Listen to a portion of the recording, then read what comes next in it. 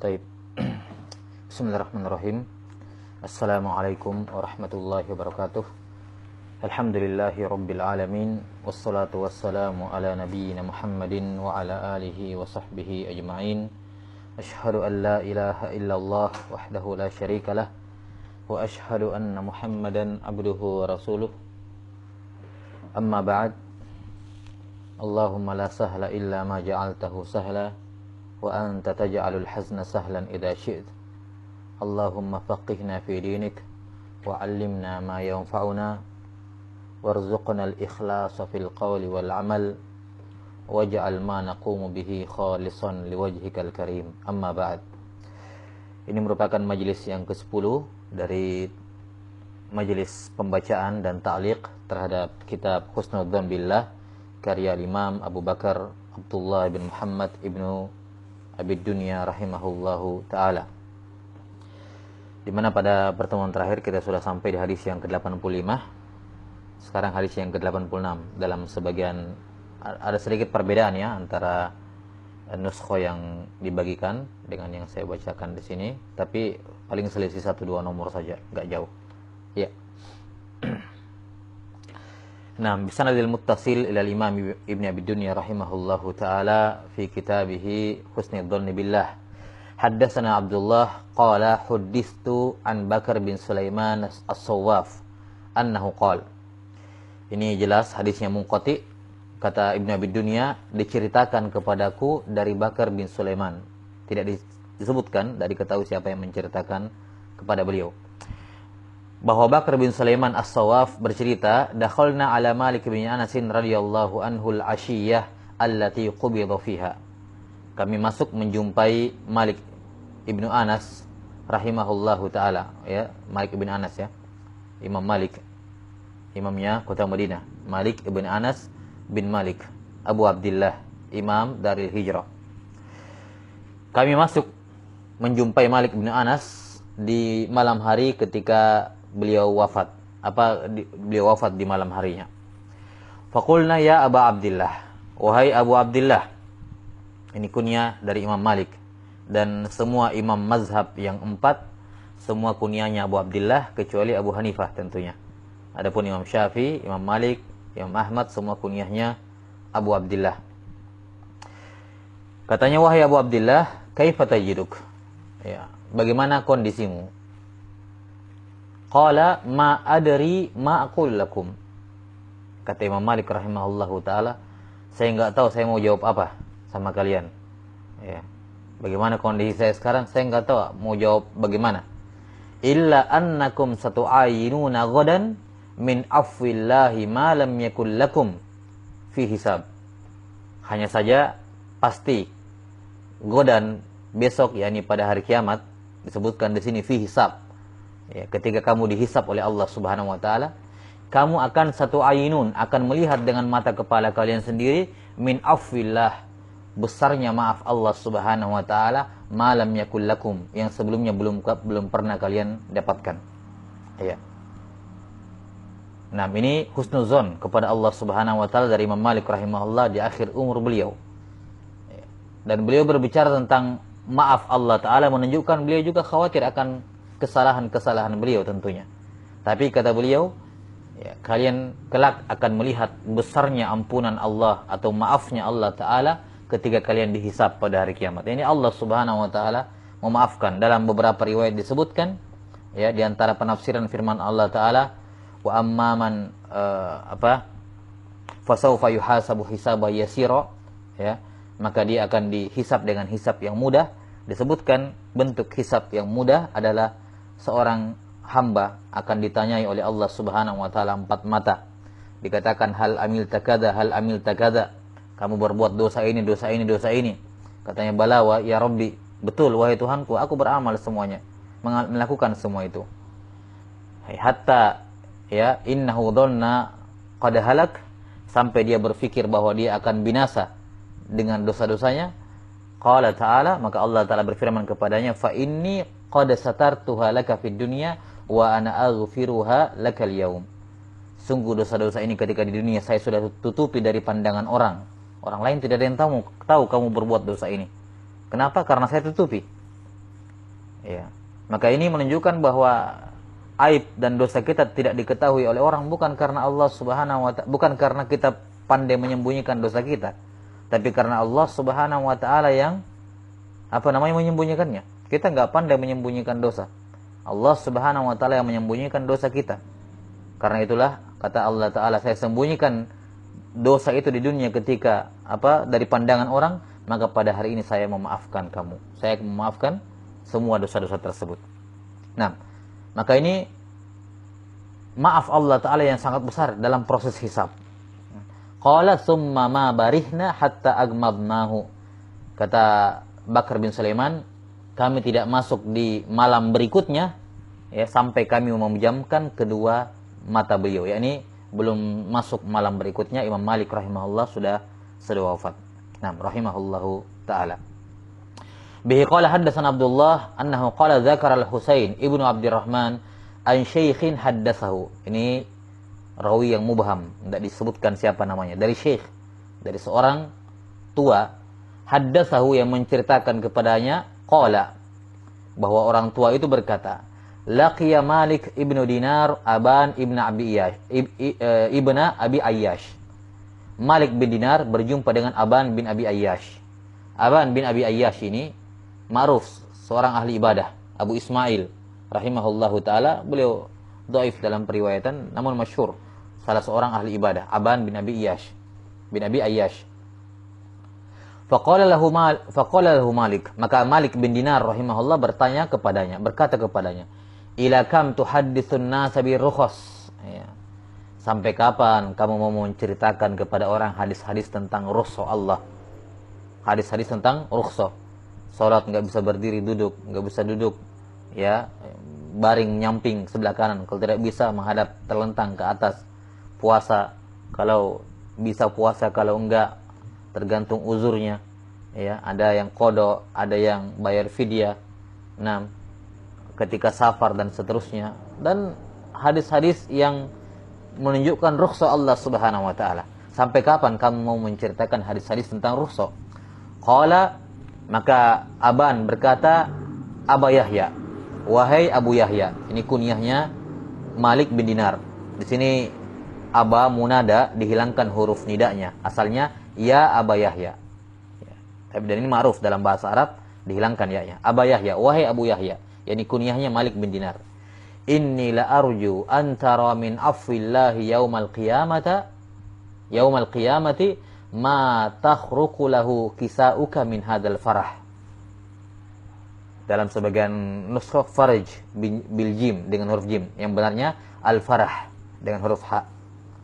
Wahai Abu Yahya, saya sungguh berharap pada hari kiamat kamu akan melihat ampunan atau maaf dari Allah Ta'ala yang takhruqu lahu kisauk, yang bisa membuat pakaianmu itu robek karena saking gembiranya kamu dengan maafnya Allah Subhanahu wa ta'ala. Kamu bahagia, gembira, kamu tidak sadar merobek pakaianmu saking gembiranya. Nah, saking gembiranya.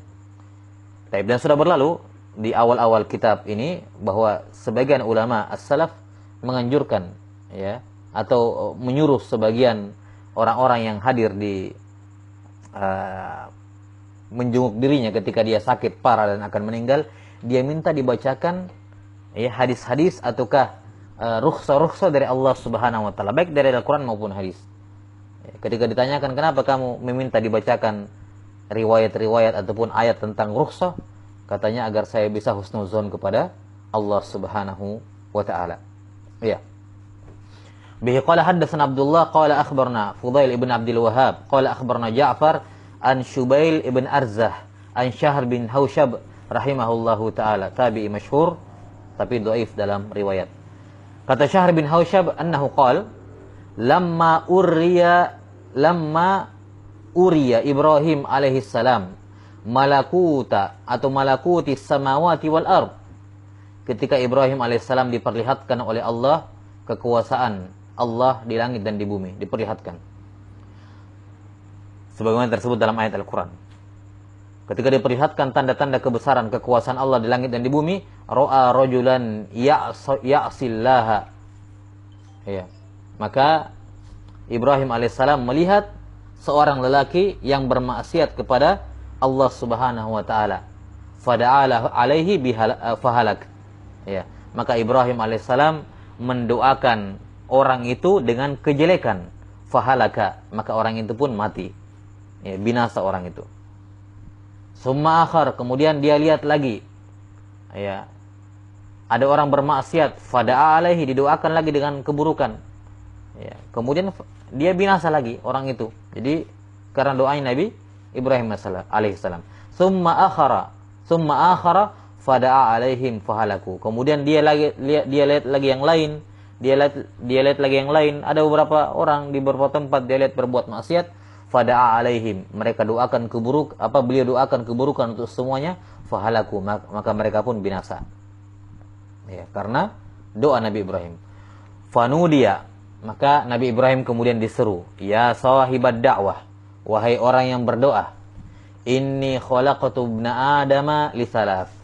Saya menciptakan anak Adam itu menjadi tiga golongan. Golongan yang pertama, ukhriju minhu dzurriyyatan ta'buduni. Aku mengeluarkan dari mereka, dari Adam ini, keturunan yang menyembah kepadaku, yang beribadah kepadaku, yang mentauhidkan aku. Ini kelompok yang pertama. Watala, kemudian dibaca ayat. Wallahu a'lam, di sini siapa yang membaca?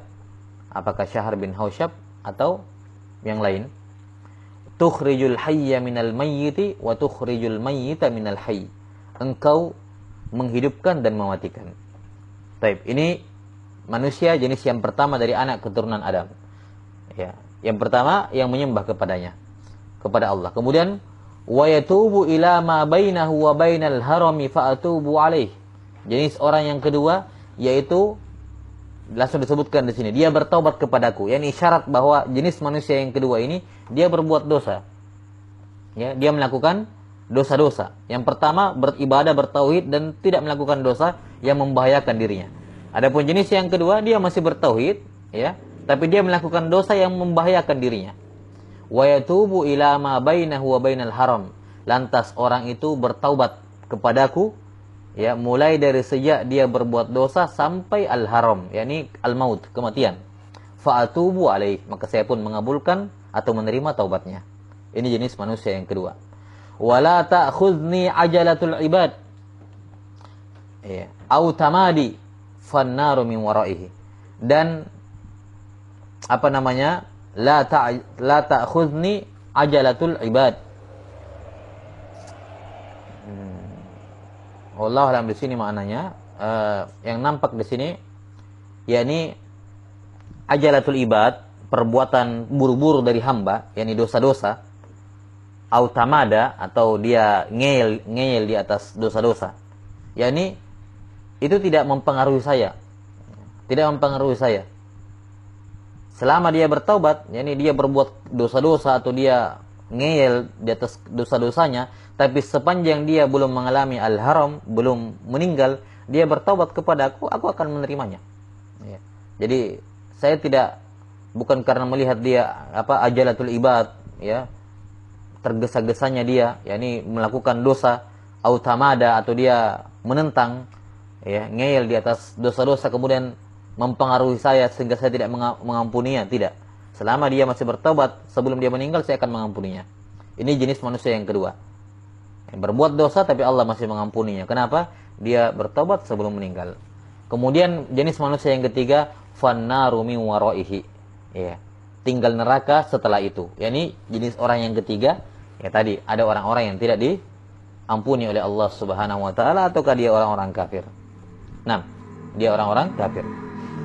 Ini juga menunjukkan besarnya rahmat Allah Subhanahu wa taala, bahwa Allah Subhanahu wa taala tidak, ya, bukan mentang-mentang karena ini orang sangat durhaka, sangat menentang terus-menerus di atas dosa-dosanya, kemudian Allah tidak akan mengabulkan, tidak akan menerima taubatnya kalau dia taubat. Tidak. La ta'khuzni, yani tidak akan mempengaruhi saya. Pokoknya apapun yang diperbuat, selama dia bertobat sebelum meninggal, saya akan ampuni, tidak peduli apapun dosanya. Ya. Kita tahu kisah siapa? Pembunuh 100 nyawa dari Haris Abu Sa'id Al-Khudri, riwayat Bukhari dan Muslim. Dia diampuni bukan karena apa-apa. Dia bahkan belum sempat sujud kepada Allah Ta'ala, cuman gara-gara apa? Sudah niat taubat. Ya, sudah niat tinggalkan kampungnya yang buruk menuju ke kampungnya yang baik. Itu pun dia masuk surga karena ampunan Allah Subhanahu wa taala. Di mana dia meninggal di tengah jalan, belum lebih dekat kepada kampung yang dituju.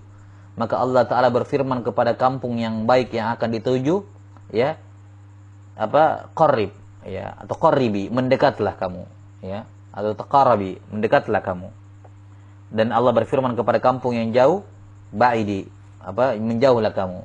Jadi tetap dengan bantuan dan rahmat Allah Subhanahu wa taala. Dia membunuh 100 nyawa dan dia bahkan belum melakukan amalan apa-apa sebagai pengganti dari pembunuhannya. Dia hanya baru berjalan menuju kampung yang baik. Allah Subhanahu wa taala sudah merahmatinya. Ya, Allah taala sudah merahmatinya. Maka ya, kenapa seorang bisa suudzon kepada Allah taala? Ya. Dan kita lihat nubashul kabar itu.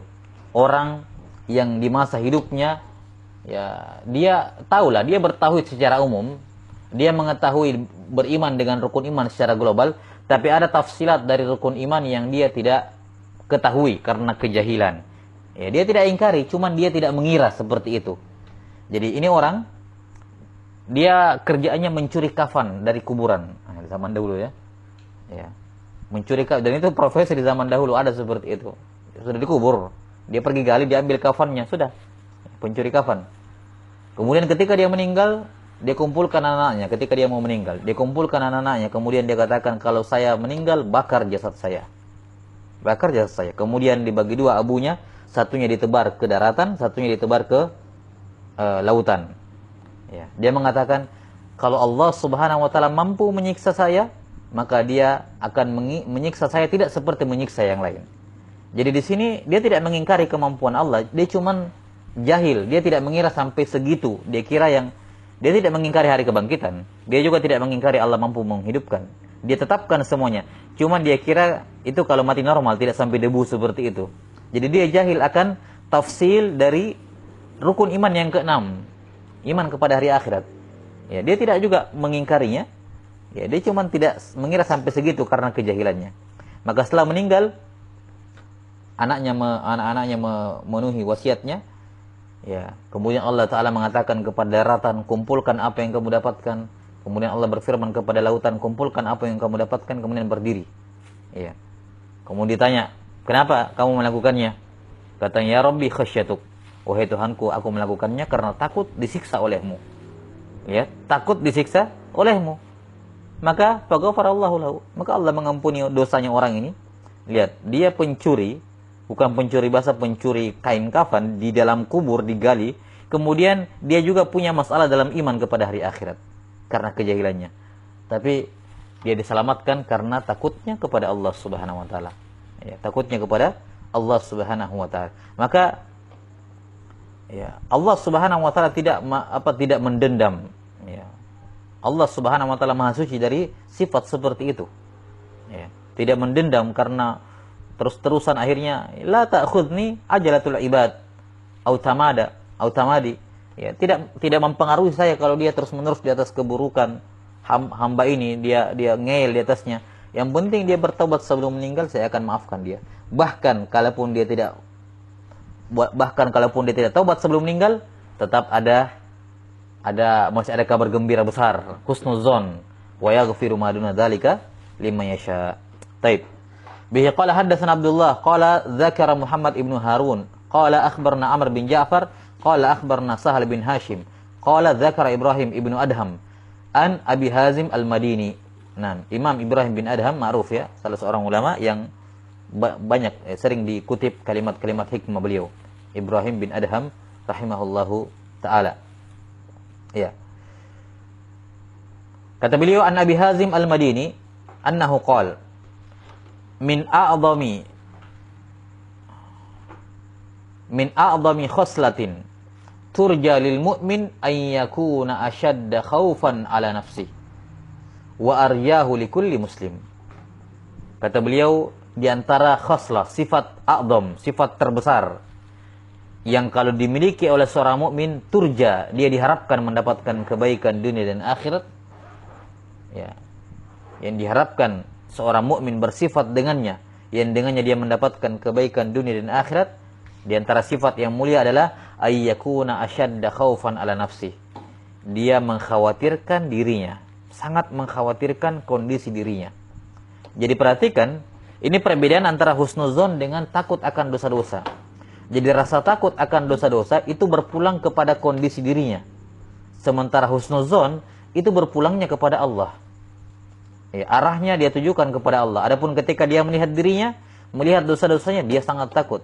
Tapi ketika melihat kepada sisi Allahnya, dia sangat husnuzon kepada Allah. Ya, husnuzon kepada Allah Ta'ala. Beda dengan merasa aman dari makar Allah. Itu kebalik. Merasa aman dari makar Allah, ketika dia lihat Allah, dia lihat dari sisi Allahnya, dia tidak ada takut-takutnya. Tidak ada takut-takutnya. Tapi ketika dia melihat kepada dirinya dosa-dosanya, dia husnuzon kepada dirinya sendiri. Nah, tak boleh. Tidak boleh seorang husnuzon kepada dirinya sendiri menyangkut dosa-dosanya. Dia hanya boleh husnuzon kepada Allah. Ini perkara yang lebih detail lagi disebutkan di sini. Ya. Jadi dibedakan ya, apa perbedaan antara husnuzon kepada Allah dengan al-amnu min makrillah, merasa aman tidak akan disiksa. Nah, beda. Kalau husnuzon kepada Allah, husnuzonnya itu kepada Allah, tapi kepada dirinya mengarah, ketika melihat kepada dirinya, dia sangat takut akan dosa-dosanya. Sementara orang yang merasa aman dari makar Allah, kebalik.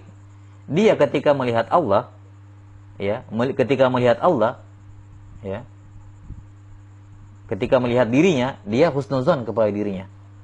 Husnuzon kepada dirinya. Ya. Tidak akan disiksa. Ya.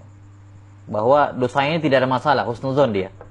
Ya, husnuzon kepada dirinya. Jelas ya? Nah, maka ini tidak dibenarkan. Karena itulah Ibnul Qayyim rahimahullahu ta'ala dalam Al-Fawaid saya menyebutkan bahwa di antara amalan atau sebab yang bisa mendatangkan kebaikan bagi seorang hamba, kunci dari semua muamalah antara hamba dengan Tuhannya adalah alla yara rabbahu illa muhsina wa la yara nafsahu illa muqsira. Ya. Ini kunci utama hubungan baik dengan Allah Ta'ala, yaitu la yara rabbahu illa muhsina.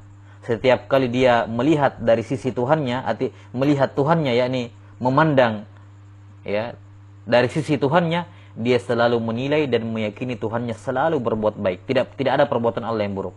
Semua perbuatan Allah baik.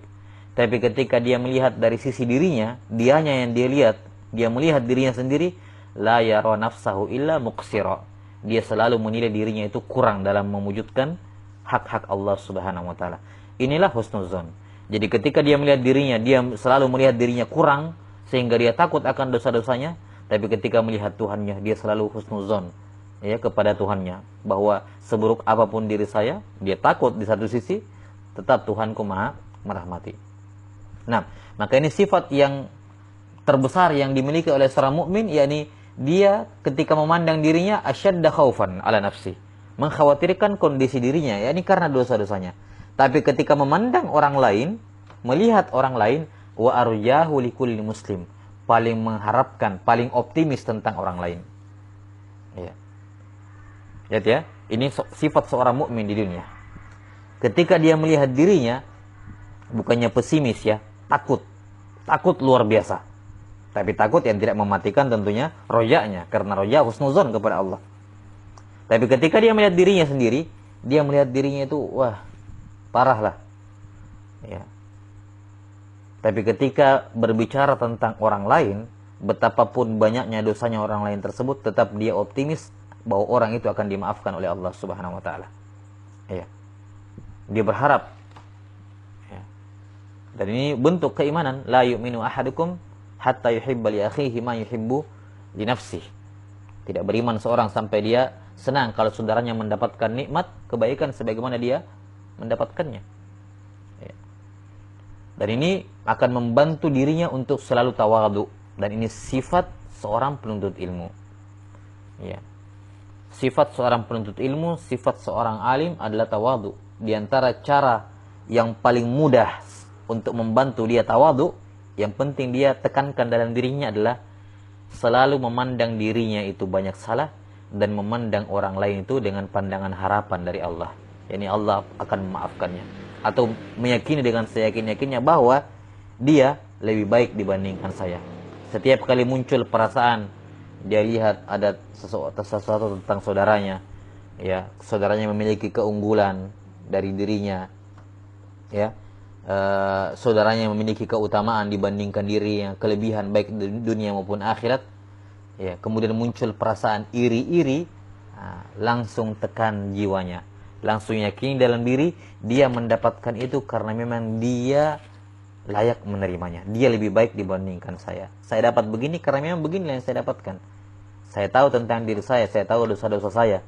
Saya dapat begini, ya memang begini. Adapun dia, ya begitu, sesuai dengan dia. Itu yang didapatkan, dia lebih baik dibandingkan saya. Dia lebih baik dibandingkan saya. Ketika setiap muslim menjadikan ini sebagai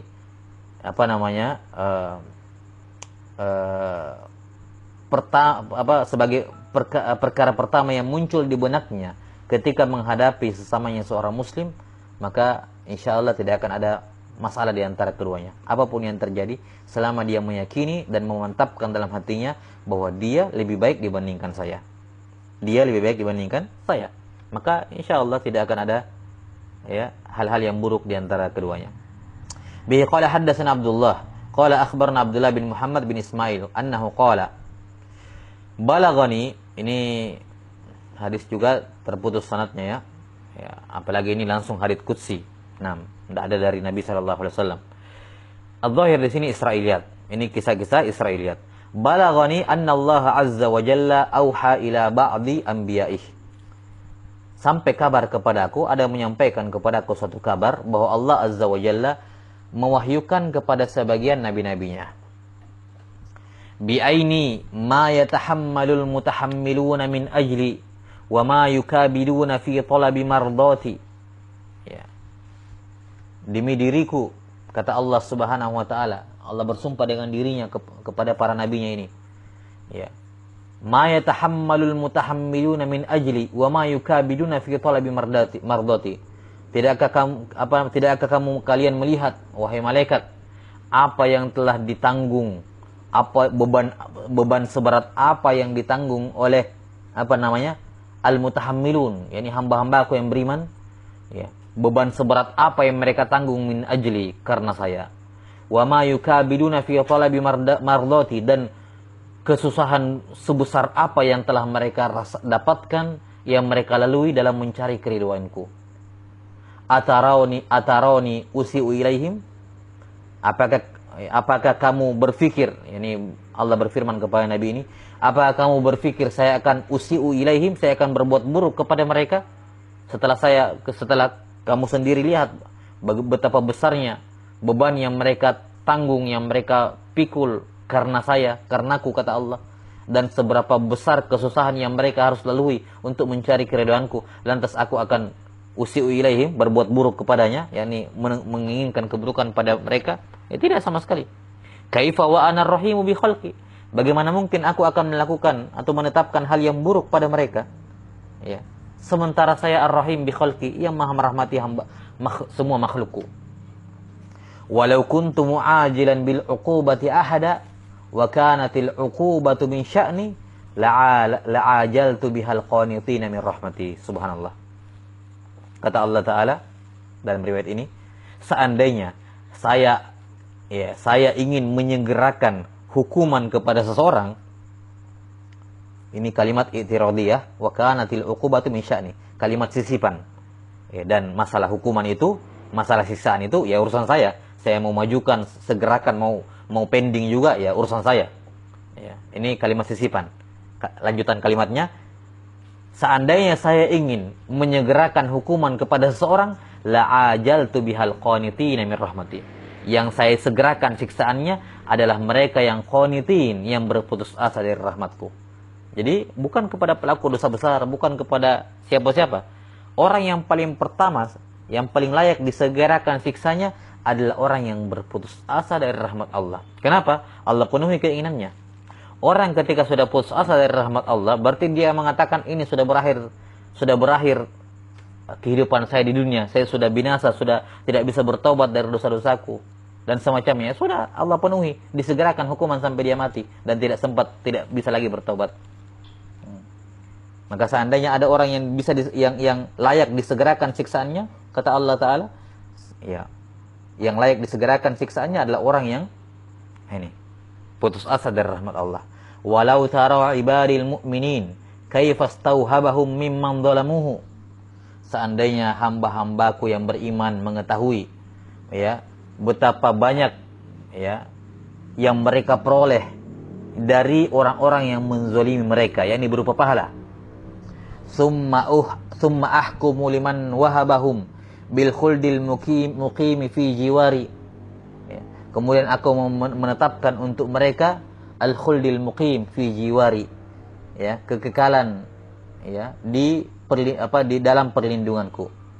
Idzan mattahamu fadli wa karami. Kalau mereka mengetahui itu, niscaya mereka tidak akan menuduh, ya, ittahamu, yakni tidak akan meragukan fadli wa karami, keutamaan dan kemurahanku, yakni kemurahan dariku, kata Allah Ta'ala. Nah, taib, ini juga menunjukkan betapa besarnya rahmat Allah Subhanahu wa Ta'ala kepada hambanya, dan anjuran untuk senantiasa jangan sampai seorang itu qunut min rahmatillah, karena mereka adalah orang-orang yang disegerakan siksaannya jika Allah Ta'ala menghendaki. Iya. Kemudian bihi qala haddatsana Abdullah qala dzakara al-Husain ibnu Abdurrahman annahu qala Ibnu Simak. Naam.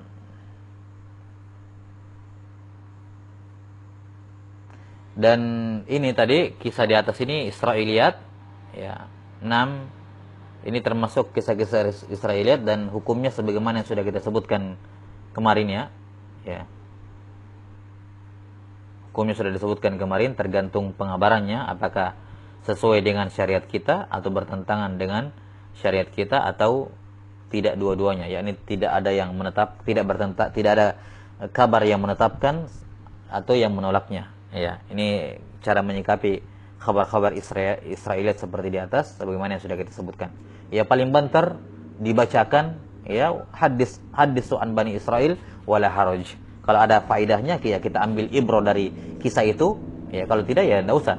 Nah, dan tentunya makna-makna umum yang disebutkan di kisah Israiliyat di atas tadi itu sebagian maknanya ada dari syariat kita berupa anjuran atau larangan untuk qunut min rahmatillah. Baik, kata Ibnu Simak rahimahullahu taala, beliau Muhammad Ibnu Subaih, salah seorang ulama yang terkenal dengan kezuhudan, ya. Dikatakan Sayyidul Wa'ad, ya, tokohnya atau pimpinannya penceramah, ya, al-wa'id. Nah, jadi di kalangan ulama terdahulu itu dibedakan antara al-wa'id, ya, al-wa'id dengan alim, ya, alim, muhaddis, faqih dan semacamnya. Muhaddis, ahli hadis, faqih, ya, ahli fikih, wa'id, ya, yang tukang ceramah. Kata Nabi SAW, akan datang pada kalian suatu masa di mana banyak khutbahnya, banyak wa'adnya, penceramanya, dan sedikit alimnya. Ya. Karena itulah para ulama di zaman dahulu dari kalangan ulama salaf, mereka terkenal dengan majalis ilmunya. Mereka terkenal dengan majalis hadisnya. Imam Malik rahimahullahu ta'ala tidak dikenal sebagai orator, ya, tidak dikenal, tapi dengan majelis-majelis hadis. Ulama terdahulu tidak ada kayak sekarang misalnya, ya, tentunya karena beda mad'u, ya, beda audiensnya, beda masyarakatnya, ya, wajarlah, ya, terjadi perbedaan. Tapi intinya di zaman dahulu tidak ada kajian-kajian tematik, itu tidak ada di zaman dahulu. Kajian hadis saja, ya, yang dibahas, ya. Karena memang, ya, seperti itu, ya, di zaman sekarang karena masyarakatnya, audiensnya tentunya berbeda, maka sesekali dibutuhkan adanya kajian-kajian tematik seperti itu. Wa illa, asal dalam majelis-majelis ilmu adalah membahas hadis Al-Quran dan hadis Nabi sallallahu alaihi wasallam. Nah, kata Ibnu Simak rahimahullah, tabarakta ya azim, maha berkah engkau ya Allah yang maha azim, yang maha agung. Lau kanatil ma'asi allati asaituha ta'atan ata'tu fiha ma zada 'ala an-na'ma'i allati tabtaliha. Maha berkah engkau ya Allah, al-azim, yang maha agung. Seandainya semua maksiat yang aku lakukan kepadamu itu diganti dengan ketaatan, ya, yang saya taat kepadamu dengannya, ya, maka itu tidak, ya, tidak akan setara dengan na'ma, semua nikmat yang engkau berikan kepada, ya, kepadaku, ya. Nah, yakni seandainya pun semua maksiat tersebut yang saya lakukan diganti dengan ketaatan kepada Allah Subhanahu wa taala, itu tidak akan apa? La tazid, tidak akan melebihi nikmat yang engkau berikan kepadaku. Tetap saja nikmat itu jauh lebih besar, ya, dibandingkan apa? Semua ketaatan yang saya lakukan. Ya, bahkan kalaupun semua maksiat yang saya lakukan dirubah jadi ketaatan, tetap tidak cukup untuk memenuhi syukur terhadap semua nikmatmu. Ya, wasadaqa rahimahullah. Ya, tidak ada seorang pun makhluk yang bisa bersyukur kepada Allah Subhanahu wa taala dengan kesyukuran yang sempurna. Tidak ada. Tapi karena Allah menyayangi, merahmati, Allah taala Maha dermawan, menerima apa-apa saja yang kita persembahkan untuk dirinya. Selama ikhlas, tidak apa-apa kurang-kurang, yang penting hanya untuk Dia. Allah tidak rela kalau dibagi-bagi. Biar sedikit, yang penting untuk Dia toh. Nah, Allah terima. Ya, Allah taala terima. Nah, tapi kalau dikatakan bahwa ibadah yang kita lakukan itu mencukupi kesyukuran, nah, itu perkara yang mustahil. Kenapa kita katakan mustahil? Allah Ta'ala mengatakan, wa in ta'uddu ni'matallahi la tuhsuha. Kalau kalian mencoba menghitung nikmat Allah Subhanahu wa taala, kalian tidak akan mampu untuk menghitungnya. Maka kalau nikmat yang mau disyukuri saya tidak ditahu berapa jumlahnya, maka bagaimana mungkin ada orang mampu mensyukuri semuanya? Jumlahnya saya tidak bisa. Ya kan begitu? Logikanya, biar bagaimanapun banyaknya, selama masih bisa dihitung, ya bisa dicicil sedikit demi sedikit. Ini amal saya untuk nikmat ini amal saya untuk nikmat ini. Ya bisa dicicil lah dikit-dikit. Ya. Kalaupun banyak jumlahnya, yang penting ketahuan. Nah ini jumlah nikmat tidak ditahu. Maka bagaimana mungkin ada orang yang bisa bersyukur secara sempurna? Mustahil. Ya. Namun Allah Ta'ala merahmati, Allah menyayangi, Allah menerima semua yang kita persembahkan ikhlas untuk dirinya, walaupun itu tidak memenuhi, tidak sejalan atau tidak setimpal dengan nikmat yang Allah berikan, tapi Allah terima, yang penting ikhlas. Nah, wa innaka latazidu fil ihsani ilayya ka'anna alladhi atainahu minal isaati ihsan. Bahkan, ya, jadi seandainya pun semua keburukan maksiat yang saya lakukan dirubah menjadi ketaatan, tetap tidak cukup untuk menutupi kesyukuran terhadap nikmatmu. Bahkan, ya, bahkan bukan hanya itu. Engkau bahkan latazidu fil ihsani ilaina. Engkau bahkan menambahkan kebaikan untuk kami. Ya. Seakan-akan isaah, perbuatan buruk yang kami lakukan itu adalah ihsan, adalah kebaikan. Paham maksudnya kalimatnya? Ya, maksudnya begini. Ketika kami berbuat dosa, ya, terus saja nikmat itu datang, bahkan tazidu fil ihsan. Kebaikanmu tidak berkurang, bertambah dan bertambah kebaikanmu. Walaupun kami berbuat dosa, sehingga seakan-akan dosa yang kami lakukan ini adalah ihsan, adalah kebaikan. Sehingga engkau membalasnya dengan kebaikan yang besar. Seakan-akan, ka'anna alladhi, yani seakan-akan, tidak, tapi tidak kan, namanya seakan-akan tidak. Cuman seakan-akan, ya, alladhi atainahu minal isa'ah, perbuatan buruk yang kami datangkan, yang kami lakukan itu seakan-akan ihsan. Kenapa?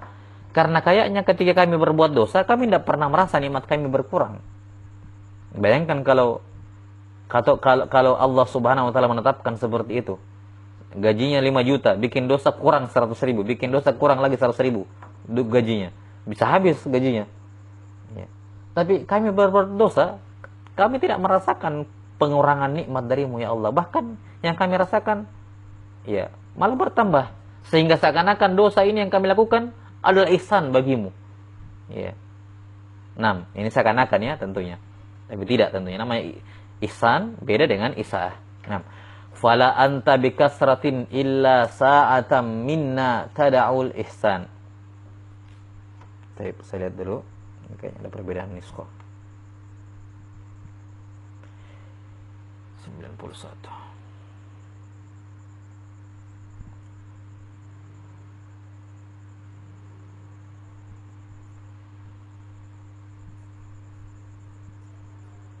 Di sebagian nuskho hadis ke-90 ya. Fala anta bikasratil isaah. Nah, isaah di sebagian nuskho tadi saah. Tidak ada alif lamnya. Ini salah ya. Nah, fala anta bikasratil isaah minna tada'ul ihsan wala nahnu bikasratil ihsani minka ilaina anil isaah naqla abaita illa ihsana wa abaina illa isaah wa jitira. Nah, ini kalimat yang indah. Saya butuh bacakan dikit-dikit. Nah, fala anta bikasratin.